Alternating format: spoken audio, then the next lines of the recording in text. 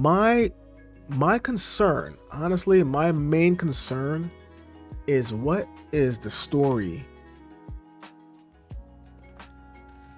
Like, what's that gonna be?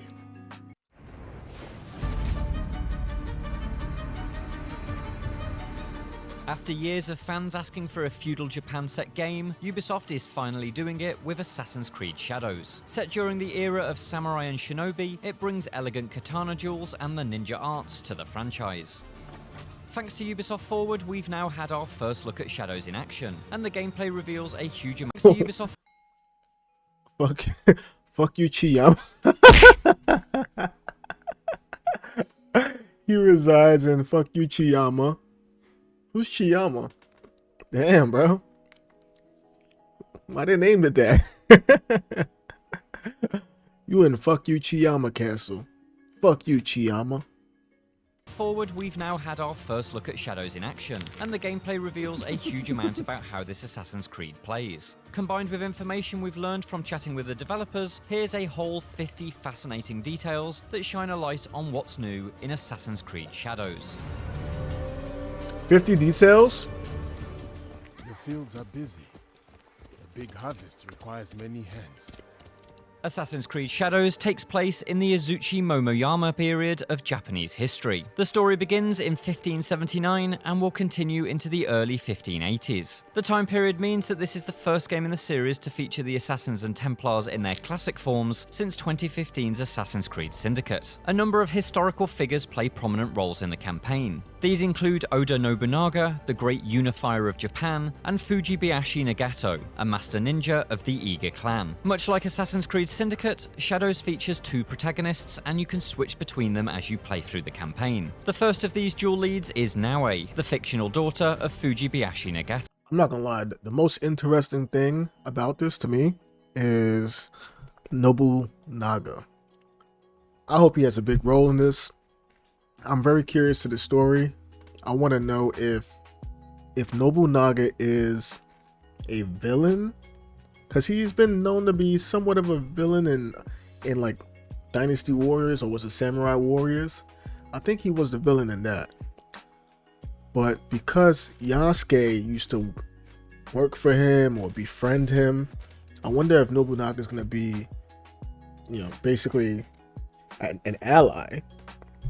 And maybe the guy who ultimately betrayed Nobunaga, I think his name was Mitsuhide, I could be wrong. Maybe the guy who ended up betraying Nobunaga and also ended up sparing Yasuke in the historical timeline, maybe that guy will be the actual villain. I haven't seen him pop up yet, so I wonder if he's gonna pop up somewhere along this. But I'm very, very curious as to what the story is, because I know around this time period that this game takes place, Nobunaga was on a mission of basically unifying Japan, and by doing that he was basically conquering all areas of Japan, basically to make Japan unified by one.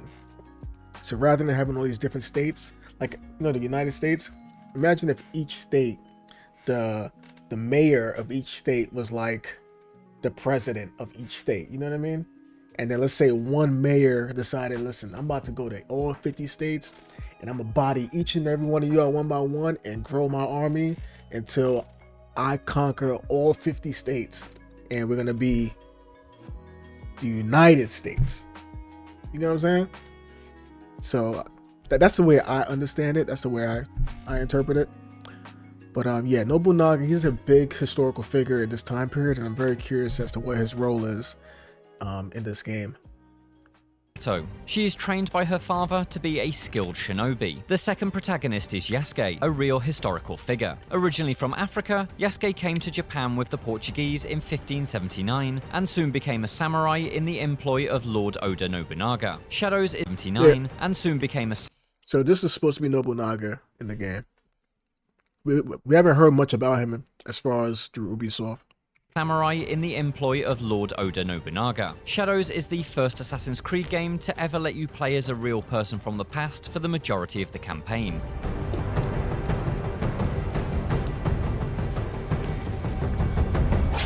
As the title suggests, light and dark is a major part of Assassin's Creed Shadows stealth systems. A new global illumination system creates dynamic light and shadows that affect enemy vision. You can now hide in shadows and even create darkness by destroying lanterns or killing torch carriers. A light meter on the user interface shows how well concealed you are, from fully visible to completely hidden. Servants are a new type of NPC, ranking between civilians and enemies. While they cannot fight, they are able to call in reinforcements and raise alarms. They have their own patrol routes and can carry lanterns at night. Naue is an assassin, and thus able to wield the iconic hidden blade. Much like the version used in Assassin's Creed 3, hers is a pivot blade, which rotates 90 degrees to be used like a tanto. While Assassin's Creed Shadows is another RPG-style game, Ubisoft seems to have learnt its lesson about hidden blade assassinations not being an instant kill. In the gameplay demonstration, we can see it being used multiple times to kill in one stab, regardless of the target. Naue can even be seen assassinating a fully armored target with ease.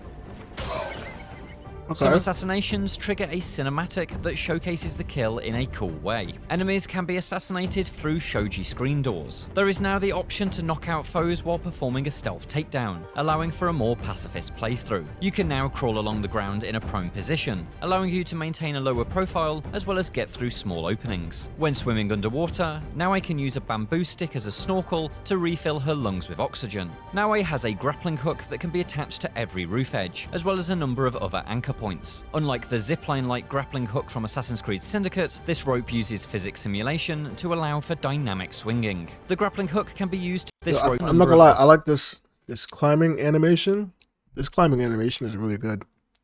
This climbing animation is really, really good. I like it. With oxygen. Naue has a grappling climbing hook from that the can rope be attached to every roof edge, as well as a number of other anchor points. I like Unlike that. the zipline-like grappling hook from Assassin's Creed Syndicate, this rope uses physics simulation to allow for dynamic swinging. The grappling hook can be used to quickly climb into the ceiling spaces above corridors, allowing you to lay in wait for enemies patrolling beneath you. It can also be used to launch Naue at targets and... I'm not gonna lie, I also really like Naue's, like, the whole fit. Like her ninja fit, whatever. I like that fit. That look like a great fit. I don't see myself being like motivated to switch fits if that's her main fit. Like, for example, I remember in Assassin's Creed, the very first one, Ezio had the all white, which is, it's the iconic fit. I wouldn't be surprised if they have like some kind of Ubisoft thing. You know how Ubisoft be having credits that you can unlock, you can use to like purchase things through the Ubisoft store or whatever. I wouldn't be surprised if they give you like an option to wear Ezio's fit or Altair's fit from the first one, or maybe Connor's fit or whatever. For her, I wouldn't be surprised. Maybe for Yasuke too, who knows? But for her, I wouldn't be surprised. But honestly, this all black, a little bit of red, that's fire. That's what I like. You know what I mean? I like this a lot. trigger an instant assassination. Eagle vision returns, allowing you to spot silhouettes of NPCs through walls. Enemies are marked in red, while the new servants are coloured yellow. The drone-like bird, used in Origins, Odyssey and Valhalla to scout out areas and mark targets, is not available in Shadows. You'll need to do your own reconnaissance work. As a shinobi, Naue is the most skilled at stealth. Yasuke can use stealth, but his size and armor plating means he's better at using those skills to get the drop on targets, rather than perform a fully silent infiltration.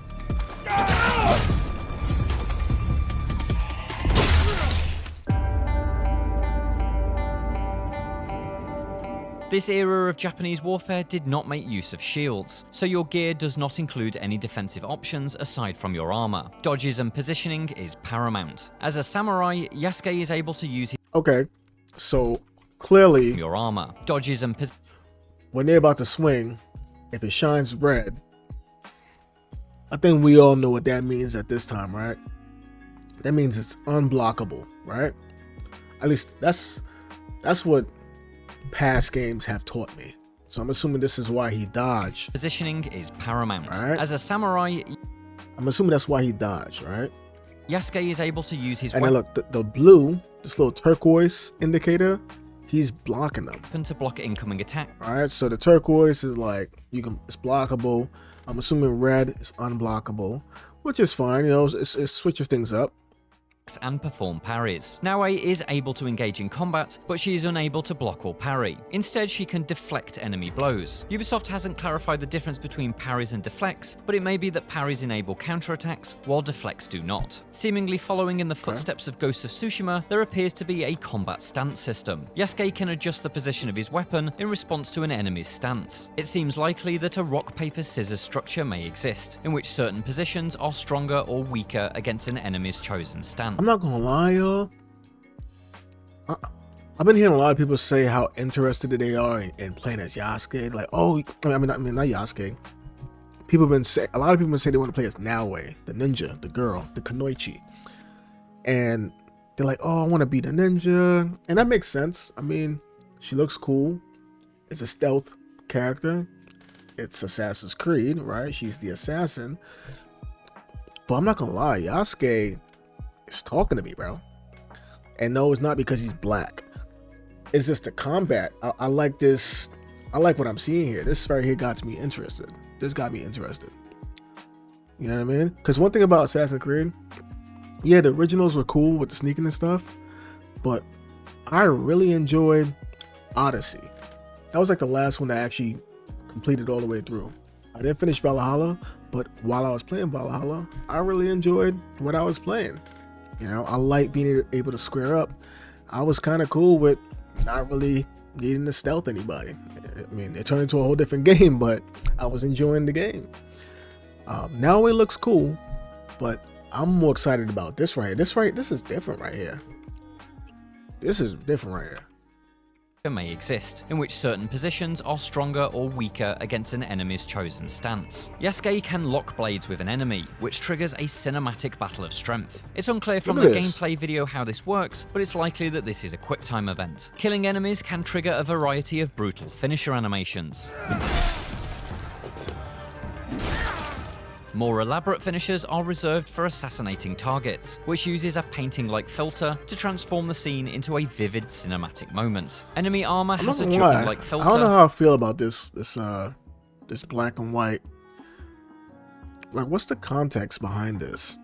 Is it like imitating like old school art of like Japanese movies or something, or like black and white Japanese movies, or is there something that I'm missing? Because I don't know, I'm not really feeling it. More elaborate finishers are reserved for assassinating targets, which uses a painting-like filter to transform the scene into a vivid cinematic moment. Enemy armor has a durability system and can be broken during combat, causing plates to fall away from the enemy's body. Pretty much every prop in the game is able to be dynamically damaged by your weapons. Katanas will slice through bushes and baskets in the game. My guess right now is that big hammer with the spikes. He uses that to break their armor. Cinematic moment. Enemy armor has a durability system and can be broken during combat, and then causing plates to fall away. Yeah, and it physically comes off. And once he breaks it off, he can continue fighting with it, or he can switch to the katana and be able to slice, because, you know, the flesh will be exposed. Pretty much every prop in the game is able to be dynamically damaged by your weapons. Katanas will slice through bushes and baskets Fruit Ninja style, leaving accurate blade marks. Arrows will leave precise puncture marks, while blunt weapons will smash pots into tiny pieces. Many period accurate weapons are available. Blunt look at the fruits. I just scattered all over the place. Weapons will smash. Look at that. Okay. Pots into tiny pieces. Many period accurate weapons are available to use, including katanas, the Kanabo War Club, Yari Spears, Shuriken, Kunai, and the Kusarigama. Yasuke is able to use arquebus long guns, providing him with a powerful ranged option. Each weapon has its own skill tree. Investing time into a particular weapon will improve your proficiency with it. You can craft your own katana from gathered components and personalize it. A transmog system will allow you to tailor your gear to look exactly how you want it. Active combat skills return and are unlocked by finding ninja scrolls in the world. Yasuke and Naoe have individual skill trees and gear, but share XP, collected weapons, and resources. A stranger might make good merit. Hold up. Did he say transmog? Will improve your proficiency with it. You can craft your own katana from gathered components and personalize it. A transmog system will allow you to tailor your gear to look exactly how you want it. Wait, transmog, help me out. Is that when, let's say you get two different weapons, right?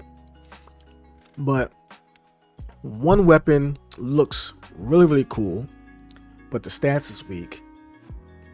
And the other weapon, the stats is fire, very powerful, but the way it looks, it's not really your style.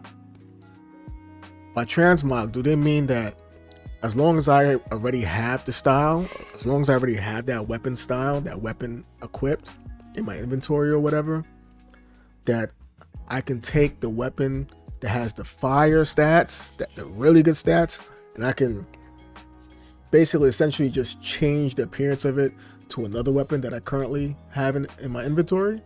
Is that what transmog is? Because I hate that when you have like a dope ass powerful chest plate, but it's like lime green, and then your foot pads, fire, strong, powerful defense, but it's like turquoise blue, like the whole color is different. You know what I mean? Like everything is like mismatch. I hate that, bro. So hopefully that's what it means. Maybe I can get a really dope weapon, powerful stats, and change the way it looks. That would be fire.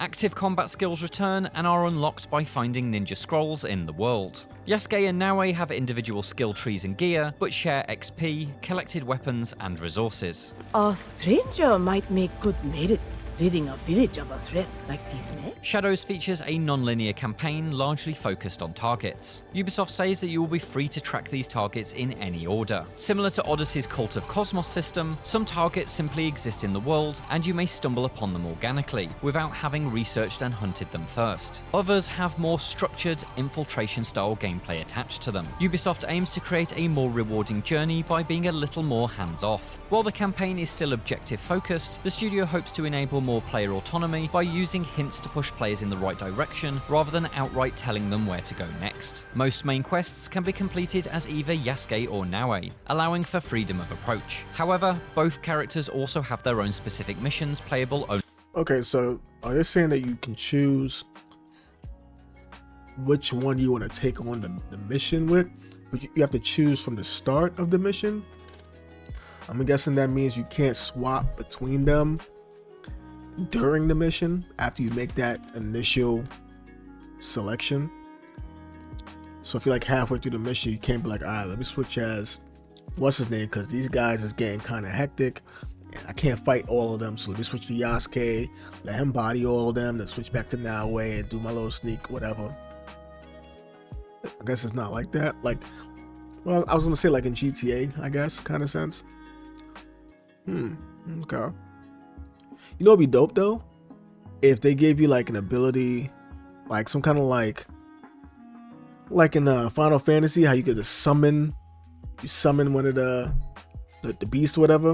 But it'd be dope if you could like summon, like let's say I'm playing as Yasuke, and let's say I just need just a little assistance before the fight start, because there's like a lot of them.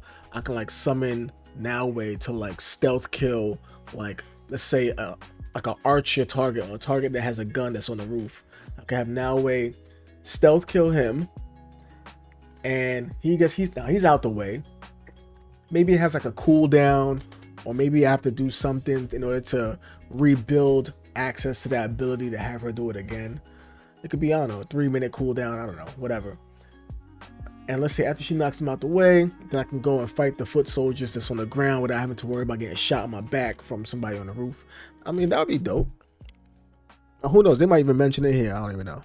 Only by them, as well as bespoke introduction quests. Side quests and world activities are available beyond the main campaign. Notable things to find in the world include castles, temples, shrines, and art. Assassin's Creed Valhalla's world was dotted with adorable cats that you could find and pet. Shadows brings animal petting back, but replaces cats with the obvious Japanese alternative, Shiba Inus. You can build up a spy network, with agents who can be sent on missions to gather intelligence on your targets. There is a hideout where you and your allies can gather.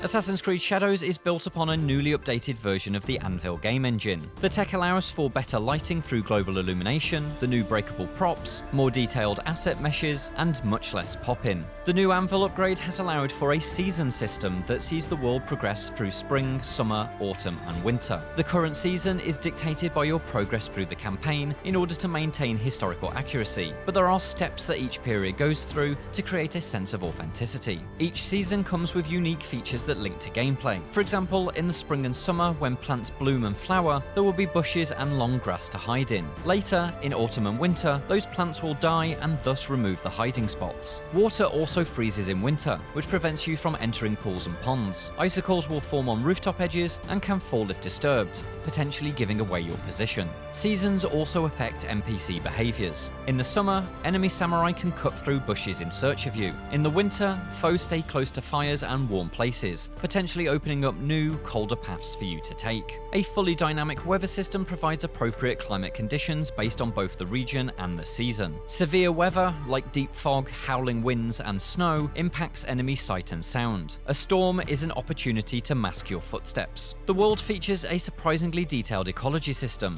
In spring, for instance, wind will blow gusts of pollen or petals of cherry blossoms that have been spawned by trees, replicating a real ecosystem. The map is similar in size to that featured in Assassin's Creed Origins, and replicates the central region of Japan. The map is divided into regions based on Japan's real historical provinces, including Iga, which was the home of the shinobi, Arima, which is the location of a major battle, and Omi, an agricultural breadbasket region. The iconic synchronization points return, but in a reimagined way. This time around, icons are not automatically added to your map. Instead, you must survey the horizon and search for important locations, similar to how you would use the towers from Zelda Breath of the Wild, or how the binoculars work in Dying Light 2. Thankfully, despite this slight change, synchronization points still act as fast travel locations. Shadows is set during a time of flourishing urbanization, trade, and warfare. This allows for a wide range of locations, including towns, trading posts, farmland, and colossal castles that have been rendered at near 1-to-1 scale. Beyond these settled areas are mountains and forests. And those are all the fascinating facts that we know so far. If 50 details isn't enough for you, then how about one more? Assassin's Creed Shadows launches on November the 15th for PlayStation 5, Xbox Series X and S, PC, and Amazon Luna. I mean, the game looks good. The game looks good. I heard that the game was going to be similar to Odyssey. Like, they basically skipped Valhalla style, I guess, and people are saying it's gonna be like an Odyssey but with a Japanese flair to it, like a Japanese coating on it. And I mean, I'm not gonna lie, I'm not mad at that at all. I mean, to this day, and I've played every Assassin's Creed game instead of like certain like DLC ones, like the I think around like Assassin's Creed 3 had like some DLC with the girl. It's like a black girl.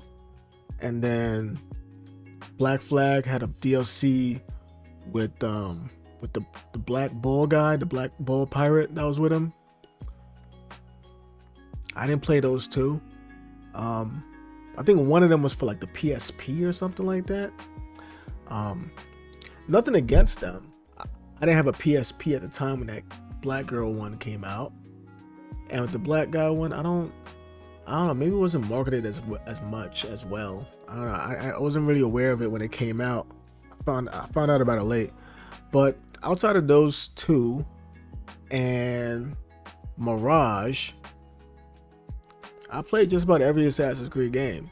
I didn't complete Valhalla. I did not finish it, but basically I'm saying all that to say, out of all the games that I've played as far as Assassin's Creed goes, my favorite one right now is Odyssey. And don't get me wrong, that doesn't mean that the rest of them were bad. I enjoyed the hell out of the rest of them. But I'm just saying, Odyssey, I enjoyed a lot. It had a little bit of everything that I needed in a game. And then on top of that, the main character, well, one of the main characters, Cassandra, she was dope. Her personality was dope. The way she looked was dope. The story was cool. The little the demon gods, whatever that you fought every once in a while, like the Minotaur, the Cyclops, like all that was fire. You know what I mean? I enjoyed every every bit of that game. Hunting around the Templars that was hunting me, but I was hunting them. That was fire. The combat was great. Like, I enjoyed everything about that game. You know what I mean? And I think my second favorite would be Assassin's Creed Brotherhood. That was my second favorite. The combat in Brotherhood was so fun. But anyway, if they're saying that this is being somewhat of a replica close to Odyssey, I'm with that. Now, as far as the gameplay, I feel like the gameplay is going to be fine. Whether you play as Naoe or if you play as Yasuke. Yasuke looks really, really fun combat-wise. I'm curious as to what combat is with Yasuke if you're fighting multiple people. If you're fighting multiple people, is fighting multiple people going to be like more difficult? Like, for example, in Kingdom Come Deliverance, where fighting multiple people is really ridiculously hard. Because what we saw here, when you fought more than one person, it's like one person waited their turn. So is it going to be like that, where it's like three people pull up to me, and then I'm fighting each of them one by one, like they're taking their turns attacking me? Or they're really going to be trying to jump me on some like, yo, we ain't shooting no fair ones. So I'm curious as to what that's going to be like. As far as combat with Yasuke. And with Naoe, I know she's supposed to be like takes less damage for her to be put down. So you got to be very careful with her because she doesn't have armor. So you're looking to maybe do quick damage and get up out of there. So I mean, the gameplay I feel like is going to be fine. My concern, honestly, my main concern is what is the story? Like, what's that going to be? What are they going to be following? Nobunaga's in the game. Nobunaga has an amazing story, historically. Are they going to be playing around with that? Like, are they going to try to play close to it? And then, for the areas that are kind of like vague, historically vague, are they going to add something cool to fill in those blanks with Yasuke? Because there are a lot of things about Yasuke we don't know about. I've heard many different stories about Yasuke and Nobunaga and the ending of Nobunaga. I think Nobunaga took his own life by doing seppuku. I think that's what it's called, where you basically take the sword and you basically stab yourself in the gut. I think Nobunaga took himself out like that. And then after he did that, I heard that Yasuke, because back then, taking whoever your ops were, if you took their head, especially if it was like a head dude, like the main dude, you cut his head off and you take his head and you bring it back to show that, hey, I got him, right? I heard that Yasuke took Nobunaga's head off, right? After Nobunaga, did perform seppuku. I might be saying it wrong. Let me know in the comments if I'm saying it wrong. I think it's called seppuku. Like, he basically unalived himself, right?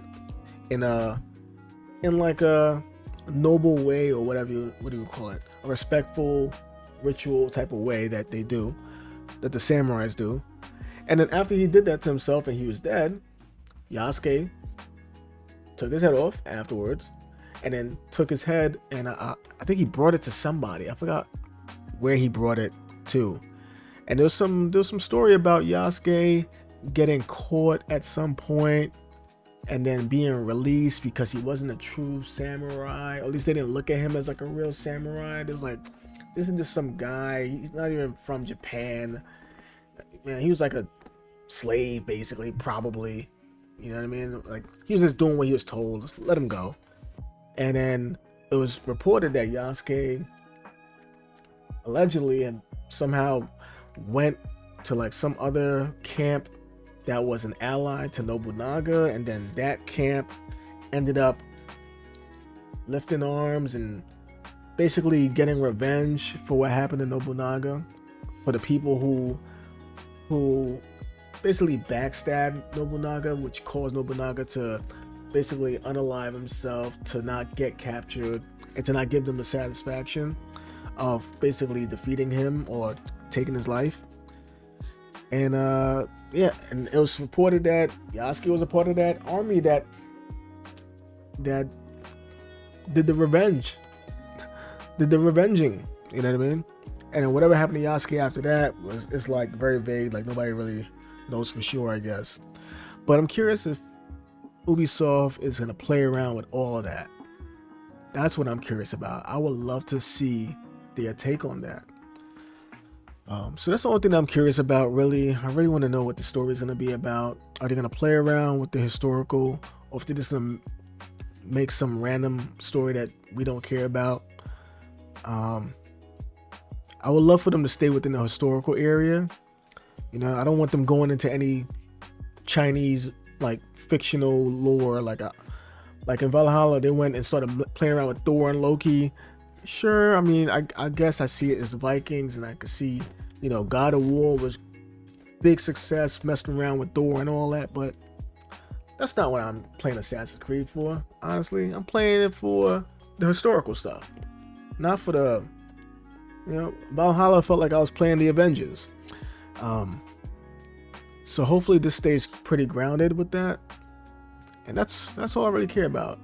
A fire story that stays pretty close to the historical events that took place in that time, and for the vague parts of history that are not clear as to what exactly happened, that Ubisoft, they sprinkle in their magic in between that, and gives us something that, you know, that can basically like, oh, what if this happened?